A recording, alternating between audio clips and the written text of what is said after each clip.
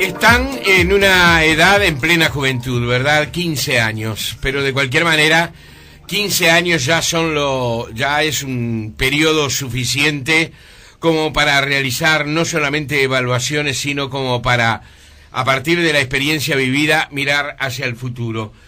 Quien está cumpliendo 15 años es República FAP, y estamos recibiendo en estos momentos a su presidente, el contador Luis Costa. ¿Qué tal, contador? Buen día, ¿cómo le va? Buen día, un gusto, muchas gracias por invitarnos. Y a su directora, la economista Jimena Pardo. ¿Qué tal, Jimena? Buen día. Buen día para todos. Bueno, felicitaciones. Recién hablábamos que hace 15 años tal vez recordábamos cómo se realizaba el lanzamiento prácticamente de este sistema que se incorporaba a la vida de los uruguayos. Y había mucha discusión en ese momento. Tal vez algunas de esas discusiones todavía siguen, ¿no? Pues los uruguayos somos discutidores, nos gusta discutir mucho, pero si tomáramos en cuenta, digamos, estos 15 años, aquellas aprehensiones o aquellas modificaciones que se daban con respecto a cierta opinión pública y a cierta opinión política, ¿cómo están observando la experiencia? Y en ese sentido yo creo que ha sido muy exitoso, ¿no? Que creo que incluso ha cambiado mucho la apreciación. Ya han pasado gobiernos de todos los partidos más representativos y el sistema se ha mantenido y se ha potenciado. Así que se llega muy bien a estos 15 años, como llegan las quinceañeras a sus 15, llegamos también, llegamos muy bien. Y bueno, el tema era, sí, ¿qué es esto de la SAFAP? La plata va a estar, van a hacer su trabajo, no se van a fundir. Y bueno, seamos conscientes de que el Uruguay en estos 15 años no fueron todos de rosa, sino que tuvimos en el 2012 una crisis muy importante propia del Uruguay, y ahora a partir del 2008 y ahora nuevamente algunas turbulencias financieras internacionales, y las AFAP no han tenido ningún problema administrando la plata de los trabajadores. Así que creo que han demostrado de que el sistema está bien diseñado, los controles del Banco Central son buenos, y las AFAP, en especial República FAP, ha hecho un muy buen trabajo en estos años, ¿no? ¿Cuánta gente está en estos momentos incorporada a República FAP? Bueno, República FAP ha llegado estos días a su afiliado número 400.000. ¡Opa!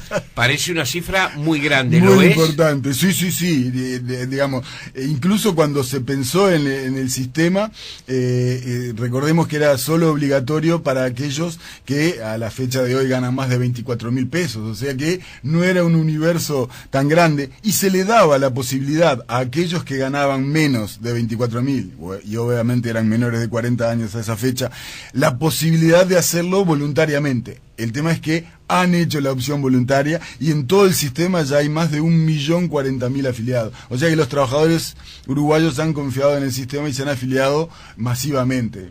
Recordemos que en el Banco de Previsión Social hay 1.400.000 personas cotizando, y que, bueno, las AFAP ya tienen 1.040.000 afiliados, cuando hay personas que no pueden afiliarse por un tema de edad. O sea que la mayor parte de los trabajadores uruguayos que pueden hacerlo se han afiliado. Ahí está. ¿Es optativo? ¿Cómo está el sistema en estos momentos?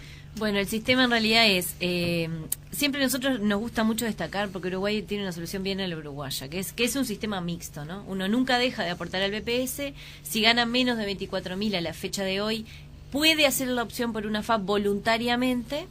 Y si gana más, ahí sí es obligatorio, y hay un único sistema que complementa los dos pilares. En el caso en que uno haga la opción voluntaria por entrar a una FAP, queda comprendido igual que está obligado. Una parte de su aporte va al BPS, en general la mitad, y la otra mitad va a la FAP para ser acumulada en su cuenta de ahorro individual. El aporte es siempre el mismo, por ley es el 15% del sueldo nominal, lo que cambia es cómo se distribuye. En caso que haya una FAP y uno gane menos de 24.000, la mitad de ese aporte va al BPS a pagar las jubilaciones de los que hoy están jubilados, como nos pasará a nosotros en el futuro, que nuestros hijos nos pagarán nuestra jubilación, y la otra parte va a acumular un fondo que la razón que tiene es generar una parte, que la persona se autofinancie una parte de su jubilación. Uh-huh. Y esto, bueno, tiene una lógica que en realidad, como vemos hoy, por ejemplo, en los países de Europa, que nosotros mucho tiempo dijimos, qué sistemas divinos que tienen, En realidad no es algo que a todos nos guste. O sea, lo que pasa que es que cuando la gente vive más, que es lo que pasa en Uruguay ya desde hace muchos años, porque pensemos que la expectativa de vida en Uruguay es en el torno de los 78 años, una mujer puede vivir 82 en promedio.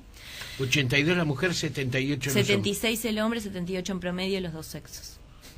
En promedio los dos sexos. Sí, 82 la mujer, 76 los hombres, 78 el promedio. Esperanza de vida al nacer. En realidad pensemos que Uruguay... Uno de los más altos del mundo debe ser, ¿no? Uruguay y Uruguay junto con Chile y con Argentina es de los países más envejecidos de América Latina. Ajá.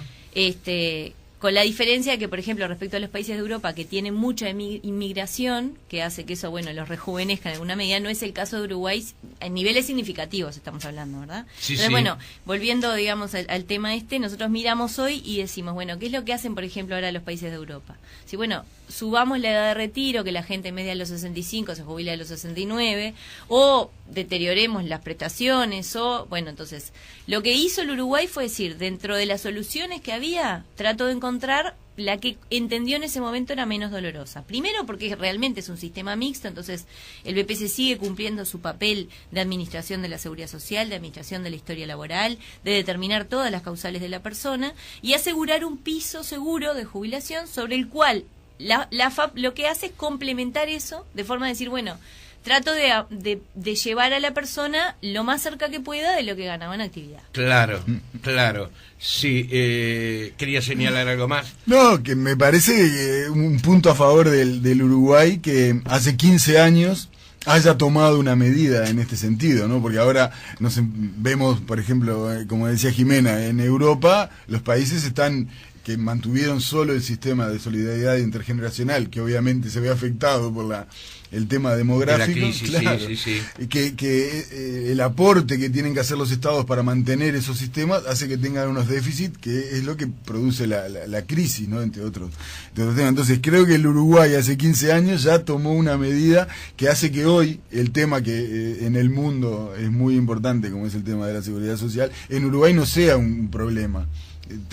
Hayamos tomado las medidas a tiempo. Esto, como decía Jimena, lo que quiere decir es que una parte de las jubilaciones se autofinancian con la cuenta individual del trabajador y toda la utilidad que se le agrega. Entonces, dentro de X años, cuando se empiecen a jubilar estas personas, no van a ser una carga ni para los menos trabajadores que va a haber en ese momento para aportar para su jubilación, ni para la sociedad toda a través de un déficit fiscal. O sea que el Uruguay ha tenido un punto a favor en ese sentido, ¿no? Ha habido un cambio cultural importante, ¿no?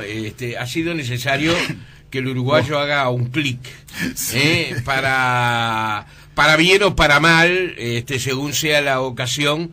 Los uruguayos muchas veces somos individuos de costumbres muy determinadas y que fijamos con el paso del tiempo. Tardamos en modificarlas si es que las modificamos. ¿Se produjo ese cambio cultural? Bueno, por un lado tenemos la prueba con los números. Con los números de que los trabajadores se afiliaron. Ahora, seamos sinceros de que, como siempre dice Jimena, la gente no está pensando todo el día en su jubilación. Todo nos lleva el día a día, el trabajo, los según hijos. La edad, Según la edad. Eso también es cierto. A medida que se va progresando, uno se va concentrando en el tema. Sí, exactamente. Hoy temprano, una persona, cuando anticipamos que ustedes iban a estar aquí, hacía una pregunta. Decía que él aporta como funcionario, como empresa unipersonal, y además, como funcionario, como empresa unipersonal y además como empresario, ¿no? Y entonces, muy conmovido me decía que le habían expresado ayer que su jubilación iba a ser de 18.000 pesos porque era el tope. Y que si les podía realizar esa pregunta a ustedes, que puede estar fuera absolutamente de esta entrevista, pero recuerdo, a propósito de lo que hablábamos, cómo la gente comienza a preocuparse, ¿no? Claro. Ahí lo único que me gustaría hacer es una precisión, y es que hay un cambio cultural que yo creo que todavía no se ha terminado de producir y que tiene que ver con eso de que la gente en Uruguay tiende a preocuparse por la jubilación cuando llega cerca de los 60, y en realidad la jubilación es algo que hay que planificar cuando uno empieza a trabajar. En particular porque desde la introducción de esta lógica, donde uno tiene una cuenta en la que acumula, esto es importante cuando uno hace esa opción joven, porque nosotros lo que siempre decimos, no importa tanto lo que uno aporta, sino que en su cuenta de ahorro individual lo que importa es la edad a la que uno entra. Porque no es lo mismo si ese dinero está generando ganancia durante 10 años que durante 15, que durante toda la vida laboral del trabajador. Entonces ese sí es un cambio cultural que esperemos que ayudemos a producir en un lapso corto. Por lo que vienen siendo en particular el foco de República FAP, nosotros ponemos nuestra prioridad en jóvenes menores de 25 años. Ajá. Y la verdad que nos viene dando resultados. Sí, sin duda. Pero es un esfuerzo y un trabajo porque es un tema que está muy lejos de esta gente. Y la gente tampoco está pensando que le va a pasar una cosa por la cual necesite hacer uso de una pensión o de una invalidez, ¿no? De acuerdo. Lo cierto es que respecto al caso de esta persona, lo que a mí me gustaría puntualizar es lo siguiente. En el sistema anterior a que existieran las AFAP, que en realidad en la misma ley hubo muchos cambios, además de las AFAP, también se cambió lo que era el régimen del BPS en ese momento, se extendió la edad, se disminuyó el porcentaje por el cual uno se jubila sobre unos sueldos de cálculo, y se creó la historia laboral, que no es un cambio menor, porque recordemos que en Uruguay uno antes no tenía, salvo que uno guardara sus recibos, mis padres se jubilaron así, salvo que uno guardara sus recibos o hubiera trabajado, por ejemplo, en primaria, y primaria llevaba los registros de uno de aportar, no había una historia laboral en el BPS de cada trabajador, que hoy sí la hay a partir del 96. Entonces, ¿esto qué va a hacer? Que uno, cuando se va a jubilar, van a mirar la historia laboral de uno y uno tenga que probar 30 años de servicios en la historia laboral. Ya no es testigos o prueba documental, ¿sí? Entonces ese es el primer cambio. Lo primero es, antes de eso, el régimen que existía en el BPS decía que había un tope de 7 salarios mínimos nacionales, que hoy podríamos asimilar a 7 BPS, que serían alrededor de 15.000 pesos, en números redondos.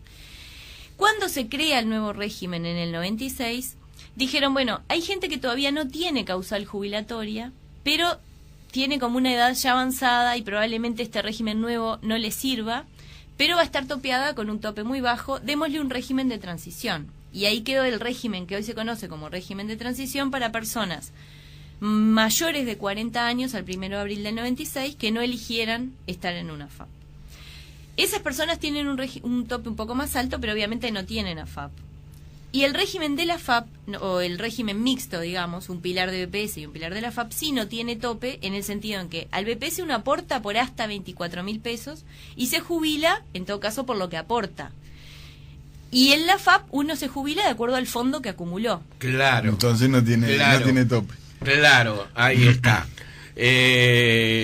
A propósito de lo que decías recién, Jimena, eso de que, bueno, lo que comentábamos, que a medida que avanza, ¿no?, uno progresa en los años, bueno, comienza a preguntarse. Y además empieza a tener conciencia de las cosas que pueden pasar en la vida, como tú decías, Jimena. No solamente por una decisión personal alguien se jubila, no por una decisión patronal uno se jubila.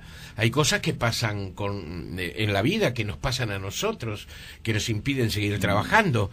Y entonces hay un momento en que uno empieza a pensar. Yo recuerdo ahora, cuando estabas diciendo esto, Jimena, una anécdota que contaba siempre el doctor Rodolfo Taliche. Pero la tengo fresquita, realmente en la mente. El doctor Rodolfo Taliche dice que se encontró con un viejo colega que había sido estudiante con él, médico, también recibido, se encontró en la Ciudad Vieja. Pero lo recuerdo la anécdota totalmente. Y entonces el médico, el amigo, le dice al doctor Taliche: pero qué bien que estás, Rodolfo, te escucho en la radio, estás con una lucidez, estás bárbaro, me gustaría estar contigo. Y el doctor Taliche le respondió: ¿sabés lo que pasa, fulano? Que yo me preparé para la vejez. Claro. Yo me preparé para una buena vejez. Y bueno, una buena vejez tiene que ver también con todo esto. El contador, ¿y de aquí en más qué? Estamos en 15 años, han pasado 15 años, es una edad muy joven, como decíamos en la presentación de la nota, pero de cualquier manera el mundo cambia, la gente cambia, los requerimientos cambian, la experiencia genera nuevas ideas. ¿De aquí en más qué? Bueno, de aquí en más tenemos dos desafíos muy importantes. El primero es continuar con tanto éxito como ahora el manejo de los fondos de los trabajadores. Y esto es muy importante porque si contamos en estos 15 años, si sumamos las cuentas individuales del 1.040.000 trabajadores afiliados, hay más de 8.000 millones de dólares. Es un gran desafío administrar día a día 8.000 millones de dólares. Muchísimo dinero. Muchísimo dinero.